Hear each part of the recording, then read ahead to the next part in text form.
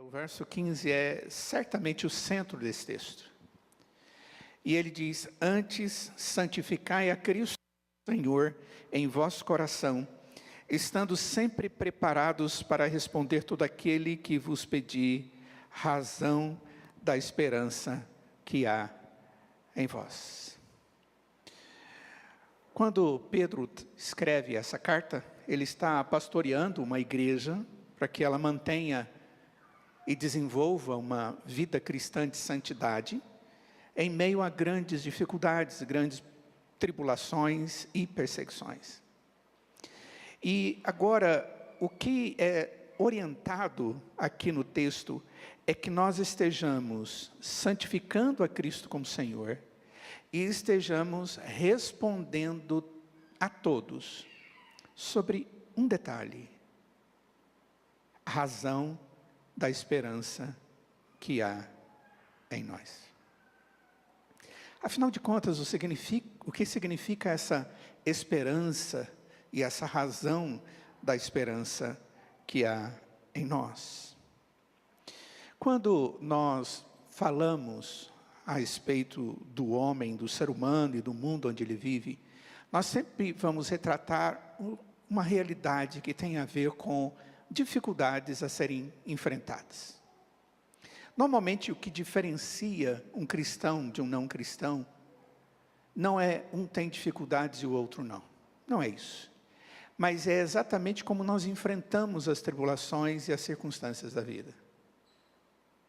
E qual é a esperança que nós vivemos hoje e que nos leva em paz a viver amanhã e depois e aguardar a eternidade. E é exatamente essa esperança que faz toda a diferença na nossa existência diária, na nossa existência hoje. Segundo o texto, se você puder olhar aí no verso de número 13, você vai perceber que o texto diz que existe uma pergunta: quem vai maltratar você se você for zeloso na prática daquilo que é bem ou daquilo que é bom? E a resposta é uma resposta simples: ninguém vai ficar te maltratando se você fizer as coisas boas para elas. Mas logo depois o texto vai trazer-nos o problema, e o problema é: mas se mesmo assim você, como um cristão, age como alguém que aprende com Deus a agir com bondade para com os outros, mesmo como um cristão você não age de conformidade com a atitude dos outros, mas de conformidade com a graça de Deus no seu coração, mesmo assim as pessoas ainda te maltratam, diz o texto. As pessoas te façam sofrer, apesar de você estar vivendo de maneira justa. O texto diz: você é bem-aventurado, você é feliz. Não tenha medo das ameaças, nem fique angustiado. Isso aponta para uma realidade. O cristão verdadeiro, que vive segundo a palavra de Deus, que busca a fidelidade diante de todos, diante de Deus, que busca uma vida de piedade, de santidade, ele vai sofrer, e ele vai sofrer muito. Por quê? Porque o mundo não consegue compreender isso. O mundo onde nós vivemos nos vê em alguns momentos como se fôssemos inimigos. Como se fôssemos aqueles que, por sermos diferentes, podemos afetá-los ou comprometê-los. E por isso acontece. E o texto diz: não, nós devemos saber o seguinte, que mesmo que alguém venha fazer ameaças e perseguir-nos, nós, por causa de Deus, nós somos bem-aventurados. E essa expressão significa, nós somos felizes. Ou seja, nada que esse mundo possa trazer contra nós, pode tirar aquilo que Deus nos dá. E aquilo que Deus nos dá, é uma alegria não perdível. Uma alegria que não pode ser caducada, perdida pelo caminho.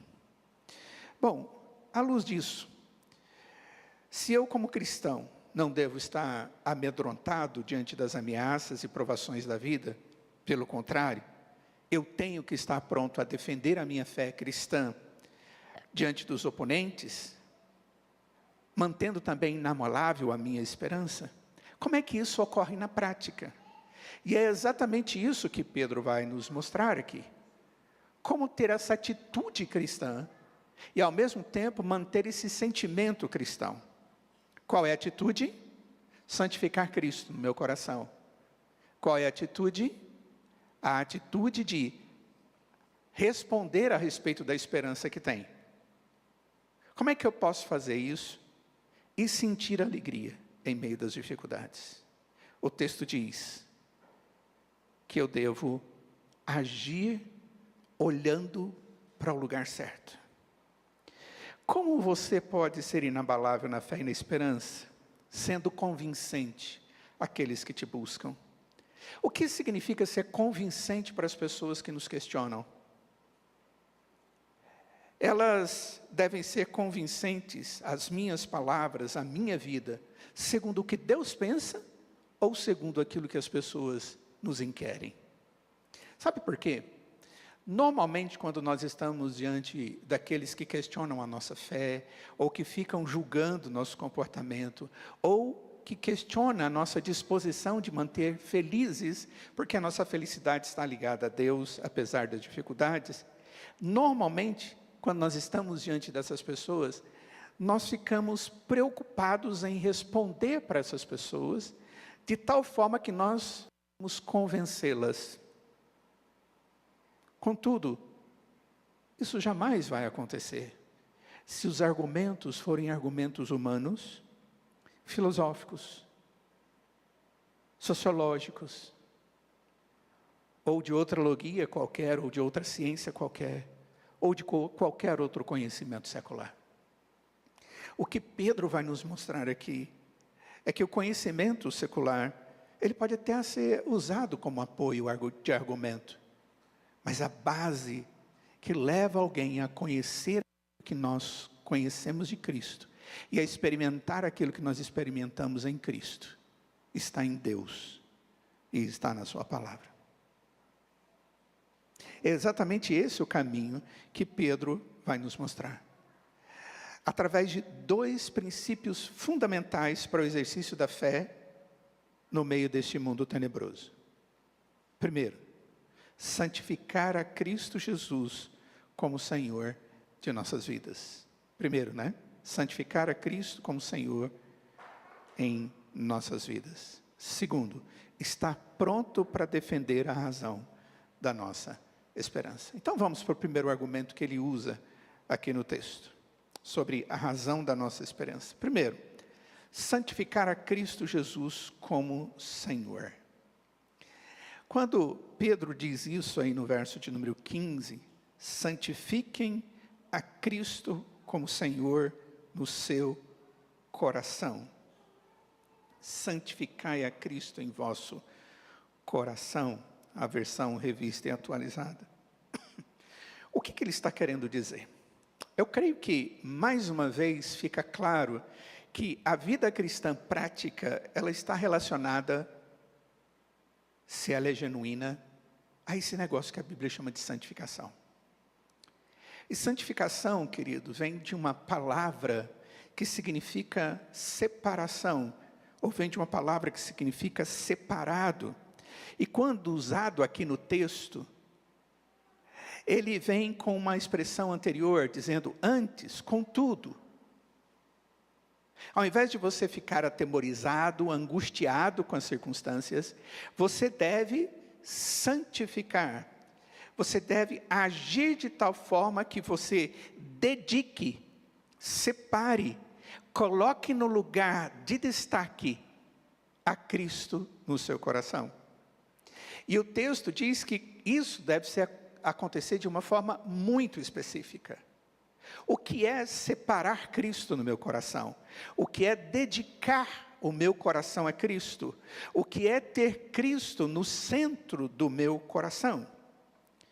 Isso significa atribuir a Jesus a posição absolutamente superior a tudo que é humano.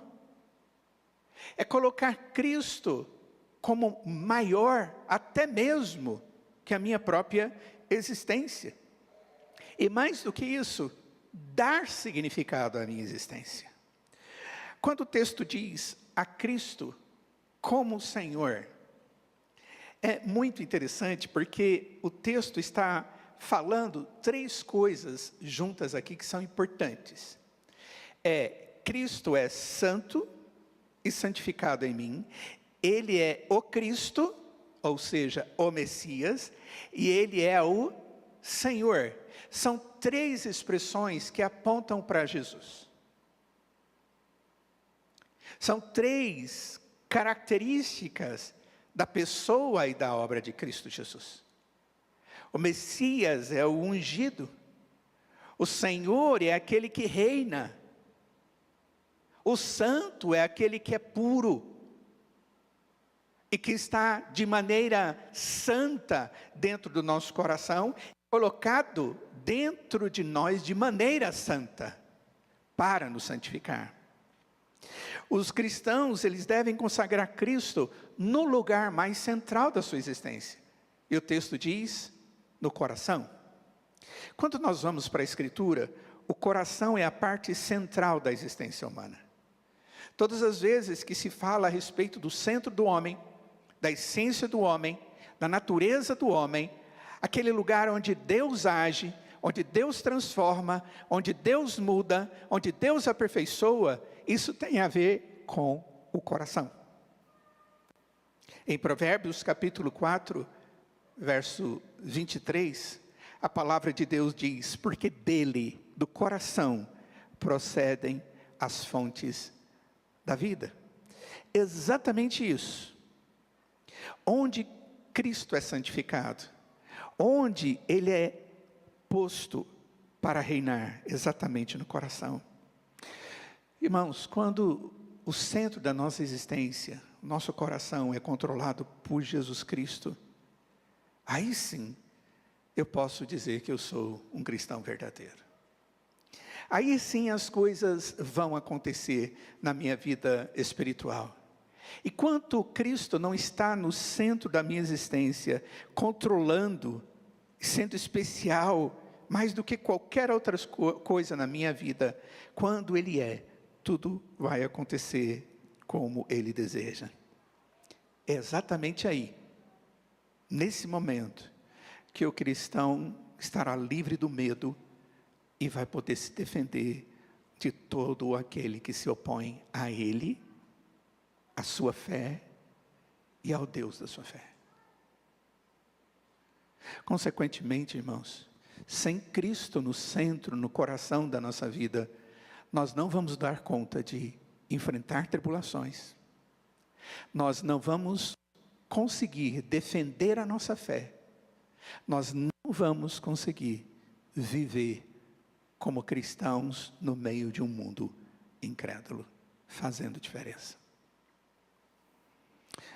Quando o texto aqui diz que nós devemos colocar a Cristo como Senhor, essa expressão ao Senhor, ou santificá-lo como Senhor no nosso coração, é uma adaptação de Isaías capítulo 8, verso de número 13, onde o texto diz, ao Senhor dos exércitos, a Ele santificai.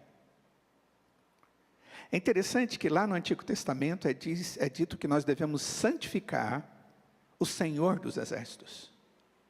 Agora Pedro, no Novo Testamento, dentro desse contexto, onde ele está pastoreando uma igreja, que sofria dificuldades para viver e defender sua fé cristã, quando Pedro vai dar uma ênfase diferente, lá em Isaías estava dizendo ao povo, para que eles não tivessem medo do exército, dos invasores assírios, mas ao contrário, eles deveriam adorar a Deus, se dedicarem a Deus e aguardarem no Senhor.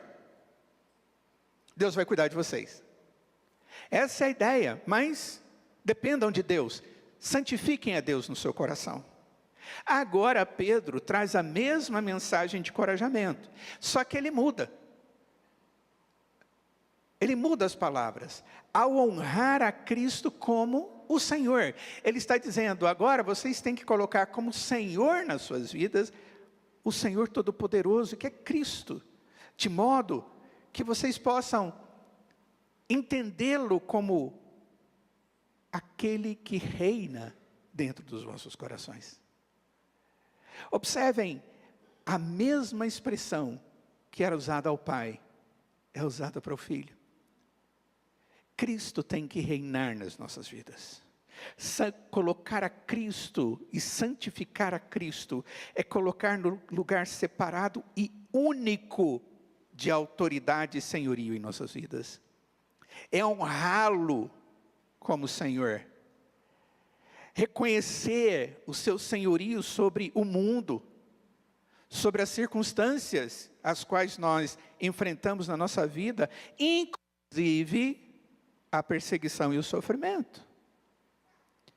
Sofrimento é algo que nos gera muita ansiedade, angústia. E nós vivemos situações de sofrimentos continuamente. E aqui eu devo levantar um parêntese muito necessário sobre sofrimento e sofrimento. Existem muitos tipos de sofrimentos. Existem sofrimentos, por exemplo, que são causados por nós mesmos, pela forma com que nós gerenciamos a nossa vida. Existem pessoas que não conseguem viver sem sofrer. É como se isso desse adrenalina para eles. Eles se sentem agitados, eles se sentem, ai, como eu sofro.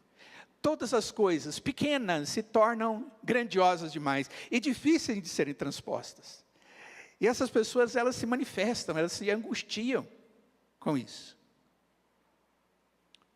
Existem sofrimentos que são causados por outros sobre a nossa vida.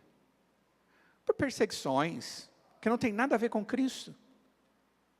Por invejas, pela malícia, pela maldade.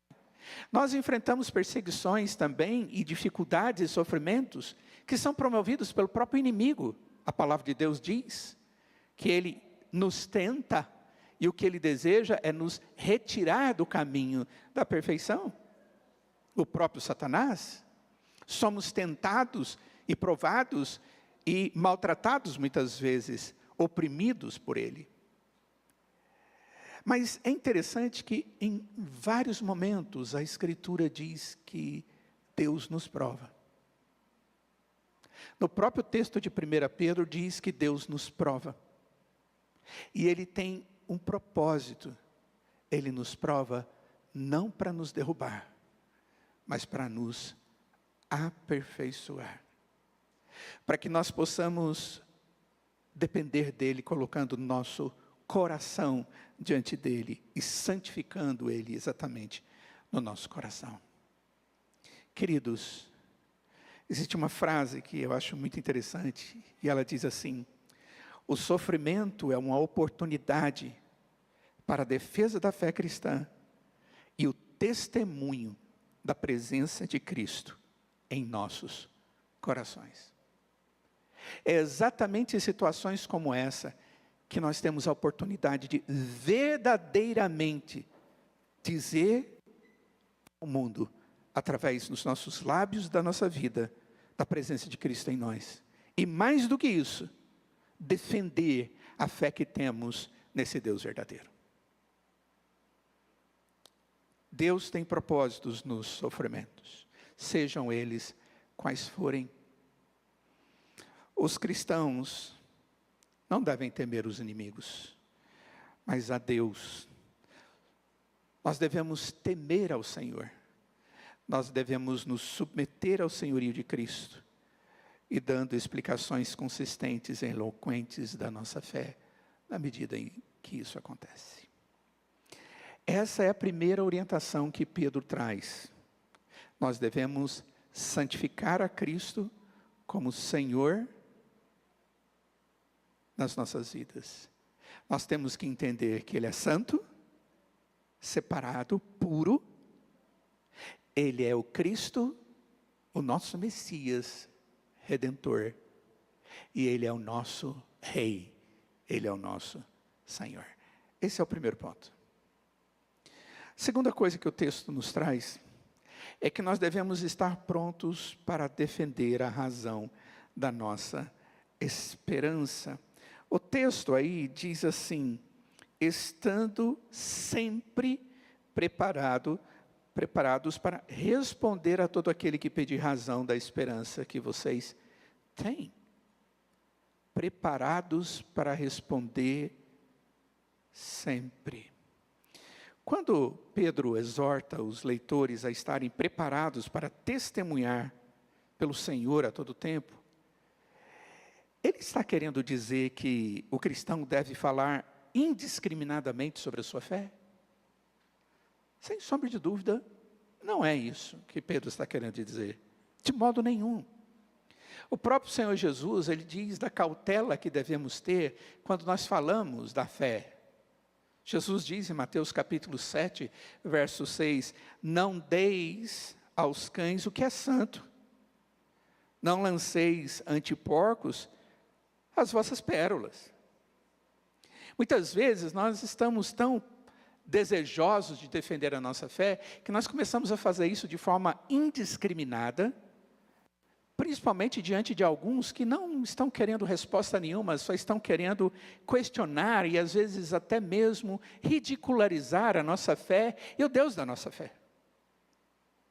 Então, certamente Pedro não está dizendo, olha, você tem que estar o tempo inteiro brigando pela sua fé, defendendo de forma qualquer e necessária. Nós, os cristãos, nós devemos ter discernimento. Nós temos que ser, como a palavra de Deus diz, prudentes como as serpentes e simples como as pombas. Ou seja, aquele que age adequadamente e prudente como uma serpente, dando o bote na hora certa, mas ao mesmo tempo doce, para ser recebido pelo outro como se fosse uma pomba. Nós precisamos saber o quanto falar. Eu creio que nessa matéria existem muitos pecados, existem muitos erros. Muitos não defendem a sua fé de maneira correta porque não tem equilíbrio. E segundo, porque não tem conteúdo para a sua defesa. Os crentes devem responder às oportunidades de falar do Senhor Jesus na hora certa, com o conteúdo correto. Quando Pedro diz aos leitores para estarem preparados, ele quer dizer que não apenas devem estar dispostos, mas também que devem ter a habilidade de falar de Cristo. São duas coisas importantes: a disposição e a qualificação para isso. E eu pergunto para você, qual é a qualificação?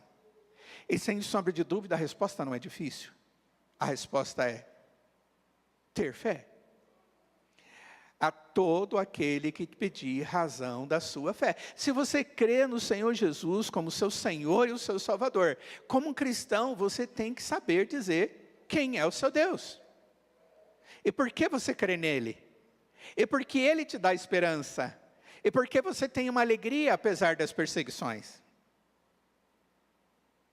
Isso não é para alguém que é especialmente preparado, no sentido acadêmico, mas é para alguém que é especialmente preparado pela presença do Espírito Santo na sua vida, porque creu em Jesus como seu Senhor, o seu Deus, o seu Salvador, o seu Messias, o seu Rei.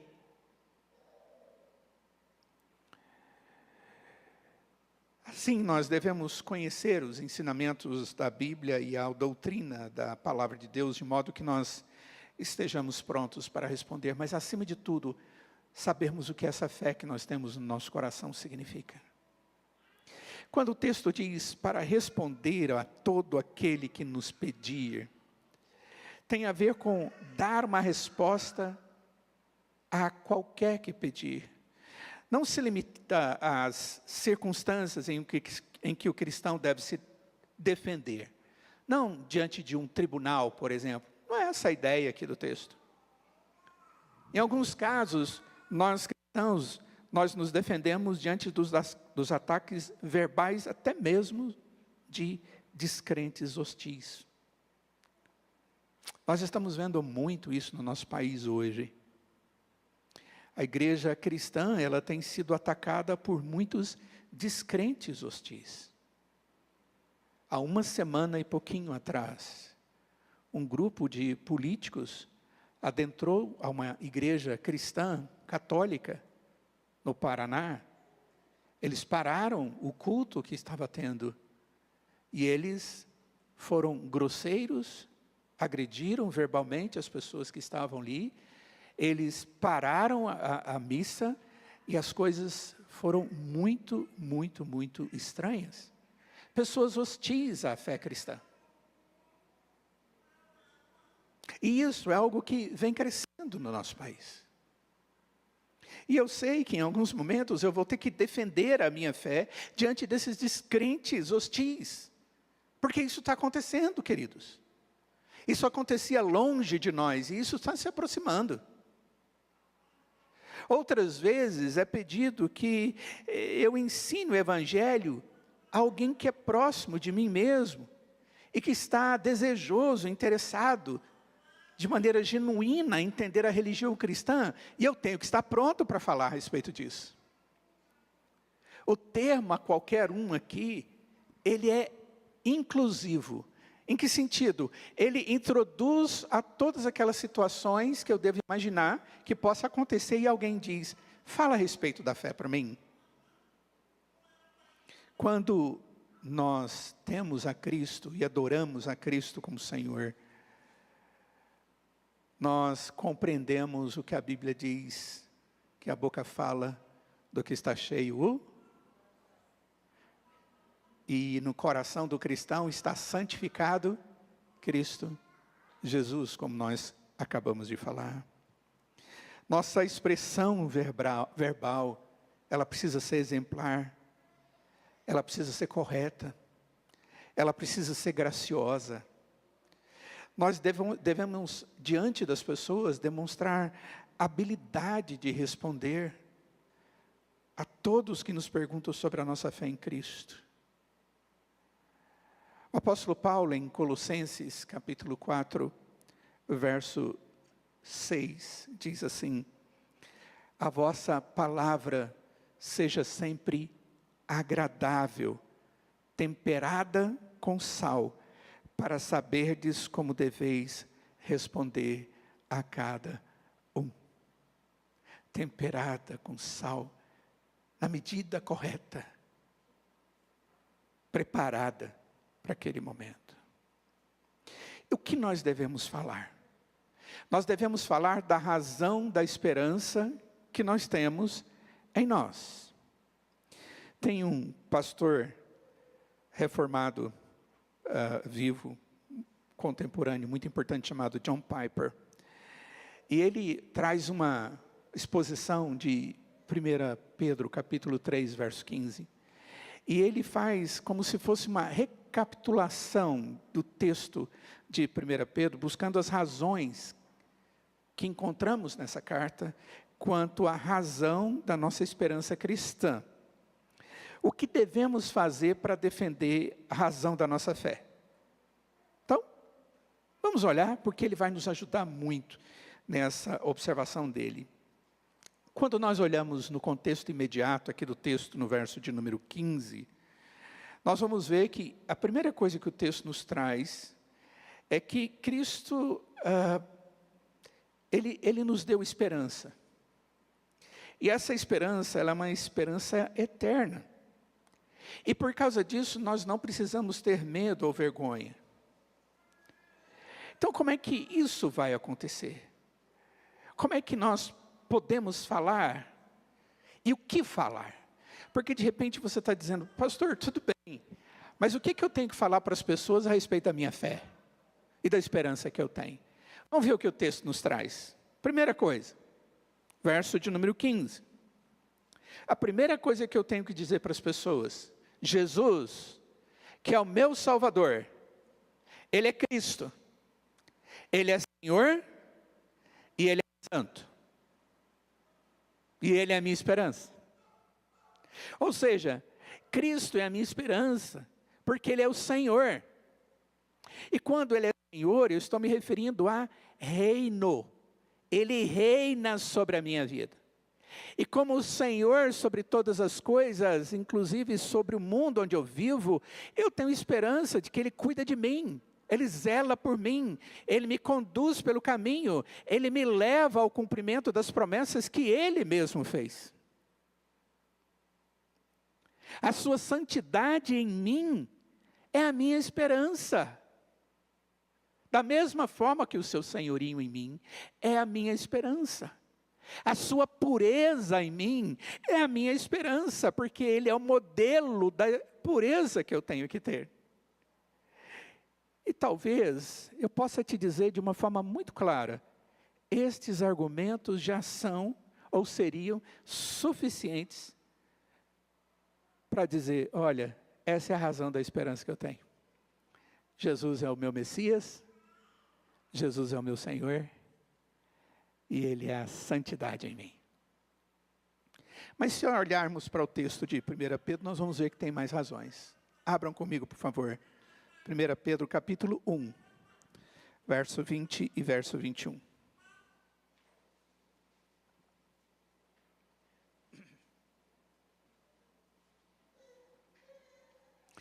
O texto diz assim,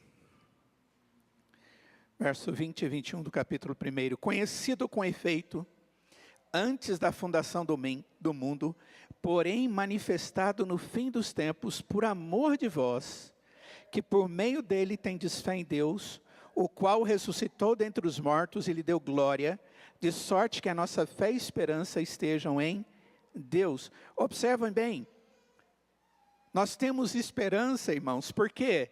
Porque Ele foi manifestado no fim dos tempos por amor de nós. Aquilo que era necessário para termos salvação, Cristo fez. Ele se encarnou. Ele fez a obra dele, Ele veio ao mundo. Ele assumiu a forma humana de maneira sobrenatural. E isso me traz alegria e esperança. E essa é a segunda coisa que o texto nos mostra, de que nós precisamos ficar tranquilos, e nós temos esperança, e nós podemos dizer para as pessoas, quando elas perguntarem, por que você tem essa esperança aí, cristã? E você diz, porque Jesus veio ao mundo, por amor a mim. Ele veio ao mundo para fazer uma obra por amor a mim.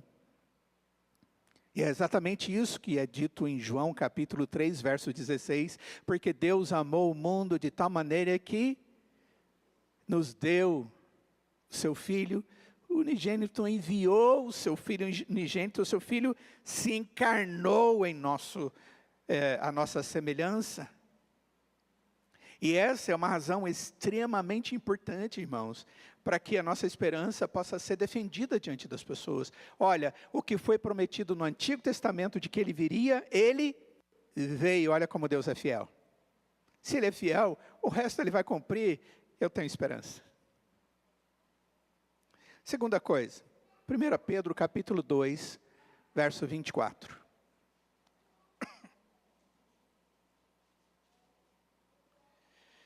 O que o texto diz? Carregando Ele mesmo em seu corpo, sobre o madeiro, o nosso pecado, para que nós, mortos para os pecados, vivamos para a justiça, por suas chagas fostes sarados. Queridos, essa é a outra razão da nossa esperança. Jesus carregou os nossos pecados no madeiro. Jesus carregou os nossos pecados na cruz. Jesus pagou a penalidade dos nossos pecados. E agora nós estamos mortos para os pecados, para vivermos pela justiça que Cristo fez ao morrer na cruz em nosso lugar. E nós fomos sarados. E se alguém te perguntar por que você tem esperança, qual a razão da esperança cristã que você tem, você diz: Jesus fez o que era necessário. Eu iria morrer pelo pecado, porque o salário da morte é o pecado, mas eu não tenho que morrer porque Ele veio, Ele se encarnou, Ele tomou sobre si os meus pecados, Ele assumiu sobre si a penalidade dos meus pecados, Ele morreu a minha morte, para que eu pudesse ser purificado, para que eu pudesse ser sarado da minha enfermidade chamada pecado. Isso me dá certeza da esperança que eu tenho. Ele cumpriu a promessa de Isaías 53, que diz que ele era a ovelha muda que viria e seria maltratado e seria morto, e que levaria todas as nossas dores, e por causa das nossas iniquidades ele morreria, e ele morreu. Ele cumpriu, e eu tenho esperança, porque Ele fez tudo o que era necessário, e eu sou sarado, eu tenho vida eterna.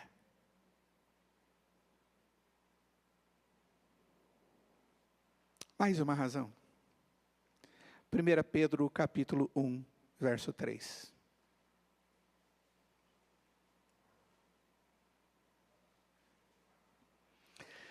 Bendito o Deus e Pai de nosso Senhor Jesus Cristo, que segundo a sua muita misericórdia, nos regenerou para uma viva esperança, mediante a ressurreição de Jesus Cristo dentre os mortos. Olha só a viva esperança que nós temos, mediante a ressurreição de Jesus Cristo. Irmãos, Jesus se encarnou, diz Pedro, e cumpriu o que estava previsto. Jesus morreu em meu lugar, pagou o preço do meu pecado, e agora Pedro diz aqui nesse texto, Ele ressuscitou, e me dá uma viva esperança. Ele veio, morreu, levou os pecados e ressuscitou para a minha esperança. Jesus foi quem venceu e vence a minha morte.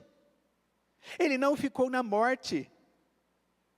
E porque Ele não ficou na morte, Ele venceu o maior dos inimigos, ou o último inimigo, como a Escritura diz, que é a morte. Eu posso dizer para as pessoas que me perguntam, qual a sua esperança cristã, querido? E eu digo para eles, Jesus ressuscitou e está vivo. E Ele é o primeiro daqueles que ressuscitam, como diz Paulo em 1 Coríntios capítulo 15. Ele é a minha esperança, é a minha alegria. Eu defendo a minha esperança cristã por causa do que Cristo fez. Ele saiu da morte, Ele ressuscitou, Ele venceu a sua própria morte e a minha morte. Mas tem mais motivos da razão da minha fé. 1 Pedro capítulo 3, verso 22.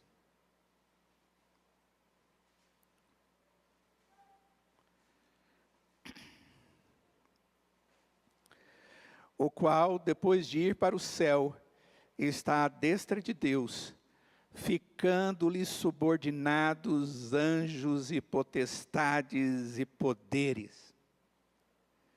Queridos, Jesus está nos céus, ressuscitado, e Ele reina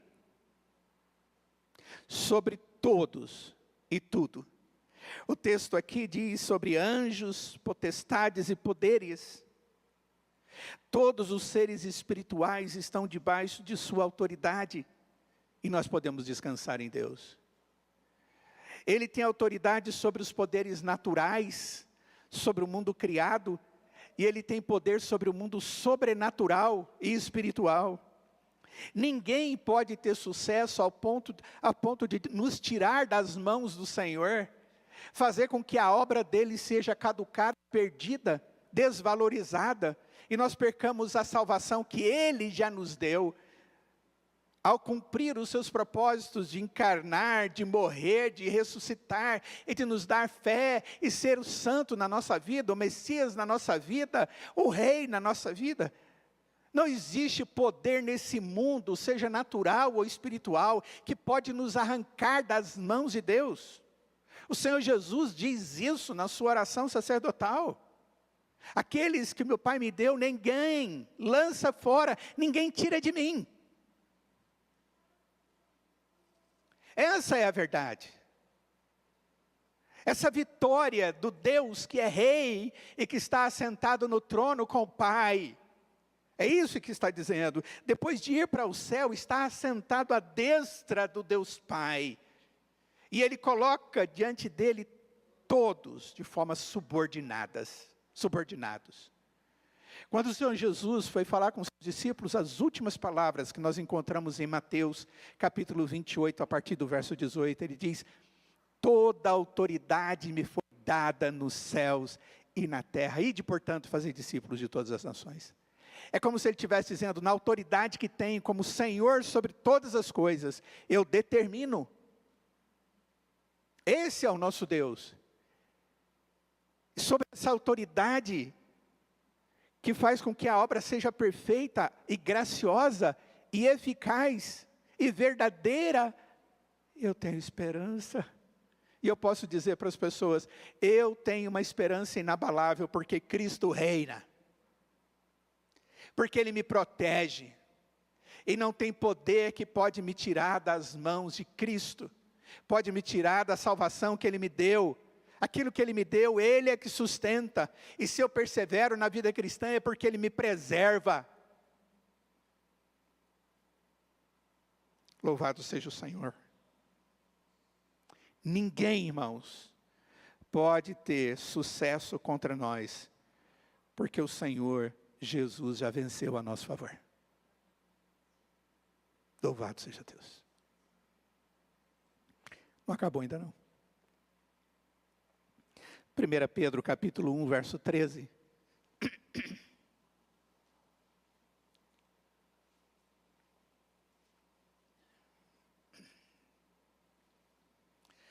Por isso, cingindo o vosso entendimento, sede sóbrios, e esperai inteiramente na graça que vos está sendo trazida na revelação de Jesus Cristo. Esperai inteiramente na graça que vos está sendo trazida na revelação de Jesus Cristo. 1 Pedro capítulo 3, verso 18 agora.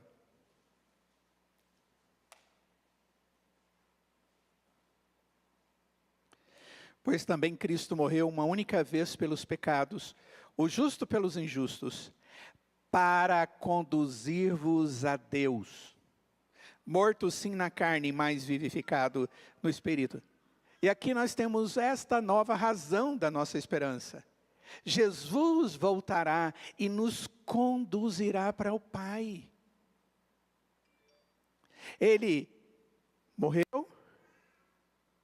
Ele se encarnou, Ele morreu, Ele ressuscitou, é um Deus que reina, é um Deus maravilhoso que cuida de nós contra tudo e todos, é um Deus que vai voltar, e Ele vai me conduzir à presença do Pai eterna. Essa é a argumentação que nós encontramos nesses dois textos. Jesus vai voltar em glória e nos concederá a sua glória. Jesus faz essa promessa e nós podemos confiar. Nós podemos aguardar com esperança inteira.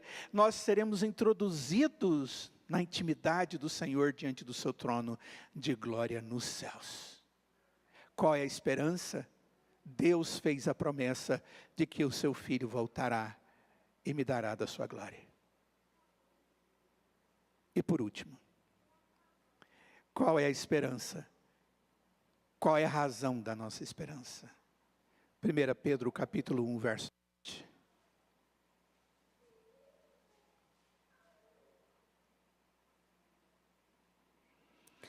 Para que uma vez confirmado o valor da vossa fé, muito mais preciosa do que o ouro perecível, mesmo apurado por fogo, redunde em louvor, glória e honra na revelação de Jesus Cristo. Deus nos confirmará através das provações, irmãos. para que nós estejamos adorando a Ele, com louvor, glória e honra, quando Cristo voltar. Queridos, as provações, como diz esse texto, elas têm a ver com a fé confirmada. O que o texto diz é, para que uma vez confirmado o valor da vossa fé, muito mais preciosa do que o ouro perecível, mesmo apurado por fogo.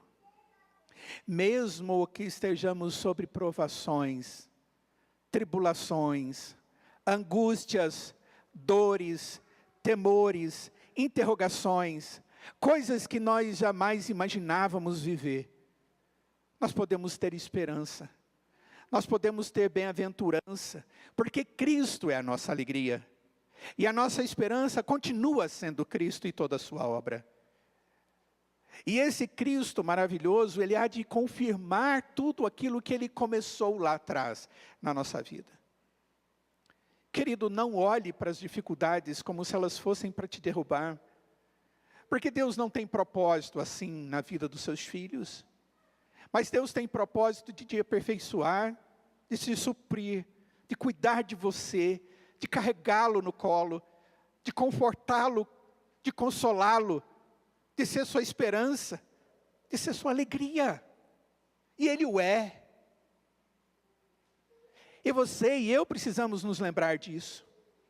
Jesus usa todas as circunstâncias da vida para nos refinar, para que finalmente, quando Ele voltar, nós tenhamos a bênção do louvor, da glória e da honra a Ele. Eu conheço muitos, e já conheci muitos irmãos, que durante as suas vidas tiveram momentos difíceis para serem enfrentados. E que nos momentos da angústia e das dificuldades, quase tiveram seus pés resvalando da fé.